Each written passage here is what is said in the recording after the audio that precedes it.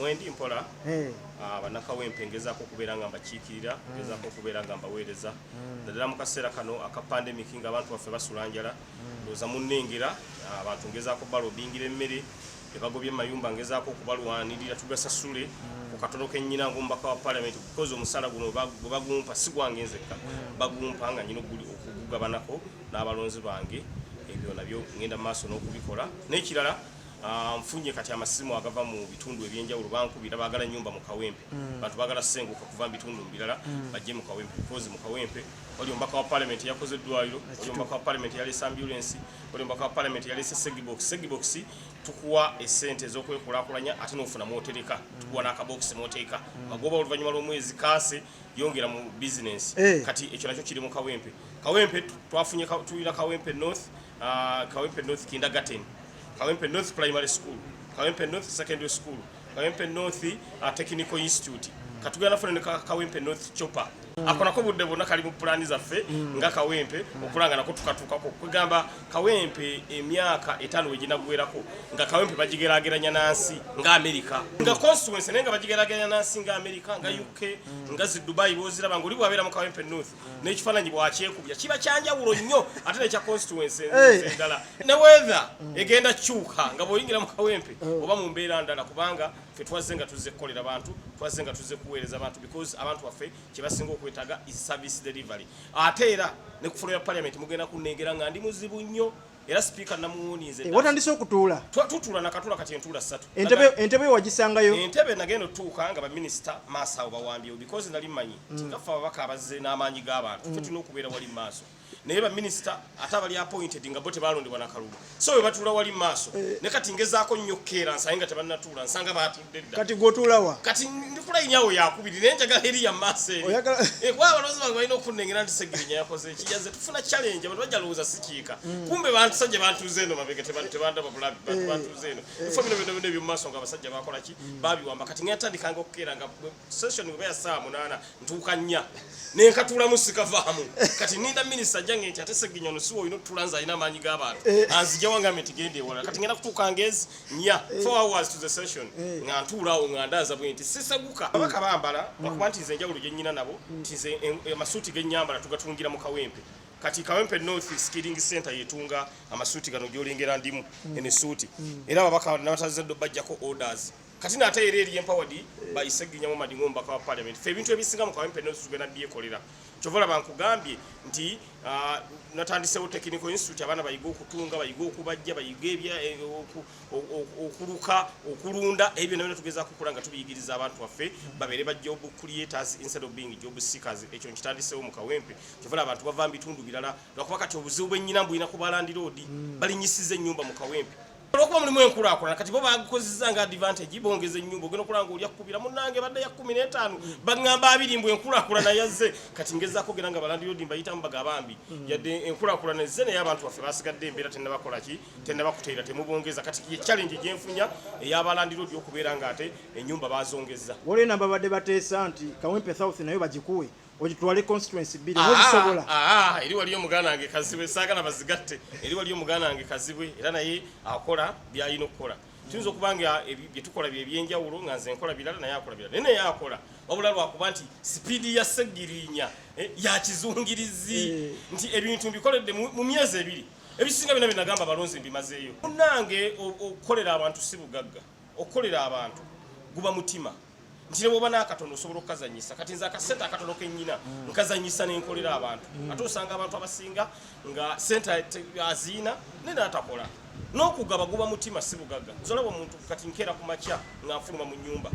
nga mukyala aŋŋamba nti waliwo bana bazze n'abaana balwadde waliwo bali bana babagobye mu nnyumba waliwo bali abalala ate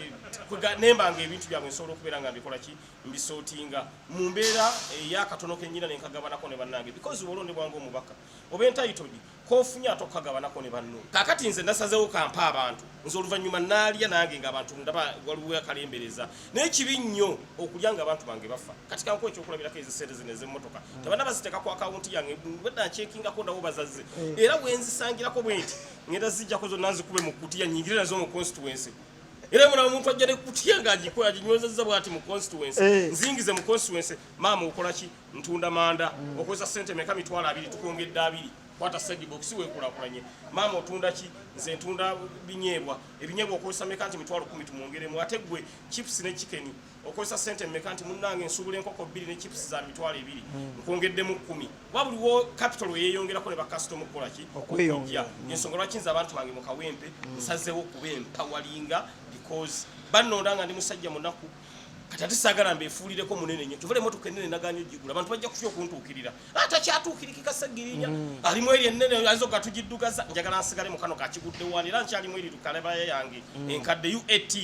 gyo bampise ku mukolo mu Kawempe natuuse tebamanyi badde basuubira eri ennene balabye envamu nti ate twetusubire dda ene mmala kubanga nze ovuga emmotoka ennene nga mwenjala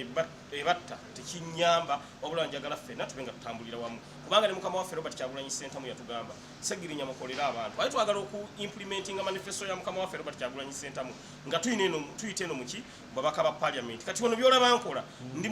ku-implementinga manifesto ya mukama waffe akaluke babba tuyite eno byolaba tukola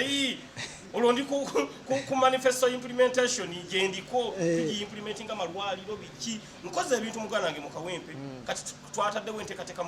wali ku ddwaliro lyaffe omukyala bw'ajja okuzaala bamala okuzaala tumuwa maternity package mulimu ebyenda kilo 2 bw'oba ozadde mwana omu kilo 2 ez'ebyenda bw'oba ozadde 2 kilo 4 bw'ozaala obangi abasukka mu 10 tukuwa nte ennamba kuba tuba tunajawula mu tuti yako egitwale kati yensonga lwaki abantu kati balwana nnyo ate okati ofuna olubuto azaale oba baana basukka mu omu bazaale 5 bazaale 10 kugamba ave walinga ekintu kyonna kyonna akikoze eki akinywezezza ffe sawa mu Kawempe tukola bintu byanjawulo kyobona omuntu wajja wali mu ddwaliro lya Seggirinya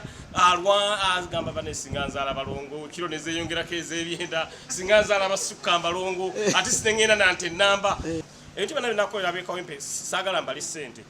olw'ensonga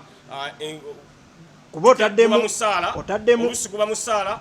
waliwo ne bwe nasavinga nga ndi road council kati bwentoolayo kati saagala mbibale mu ssente naye kyenjagala okuwa abantu okugamba abantu nti bino byonna sibikola lw'amaanyi gange n'obwo busente bwenkozesa si bwange busente bw'abantu bano abannonda kubanga be bampa amaanyi agansobozesa okubeera nga mbeeramu n'etaano nempa omukyala agenda okuzaala nempa omukyala alina kakapita akatini abavubuka abafu abatalina mirimu n'olwekyo bannakawempe zino ssente si zange zaabwe kuba be bampa amaanyi gano singa banzijjako amaanyi gano sina kyensobola kukola ate kati naba najjawo akasente kano naye kati omubaka wa palamenti nfuna miliyoni 3 nali namanyira ntwala 4 ntwala 3 kati ngendako era zirezo nenziraba nengamba naye ddala zange siko nenjako ezisooka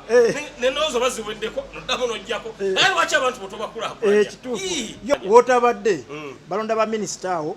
abantu ne basuubira nti oba ne fulufiga bandimuwadde bagenda okulaba ku lisiti nga fulufiga taliiko kati gwoba gwomuwa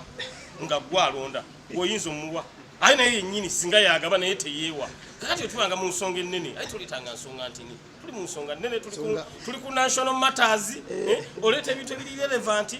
oba okitegeera agamba yali ayagala bwa prime minister kakati nkugambye bwe tubanga mu nsonga ennene toleetanga busongasonga tuli ku nkulaakulana ya ggwanga Uganda oleeta omuntu eyasiimuka gw'otandise okumbuuzaako muganda wange onzitidde olunaku muganda ng'okoze bubi nnyo twazze mu nsonga nnene oleesa akasonga n'oli yennyini singa aba asobola okweronda tasobola kweronda ekyemmotoka eky'obukadde 2 kyogerako bwe nti singa tubadde mu nsi nga bw'ozira n'ogigamba nti sente zino nzizize naye muziddiza abantu singa nze nazizizaayo dda singa bazitadde ku akawunti yange actually tebannaba kunteerako olw'ensonga tuli mu alphabetical orders kati ffe Baseggirinya era abasembayo okulayira era ffe tugenda okusembayo okukola ki okufuna kati bano ba era mu abali eyo nga omubaka watandika ne ABCD abo zaguddeko dda kati ffeno badde abo Baseggirinya zikyali abakyali eno mu nnyukuta eno eza wansi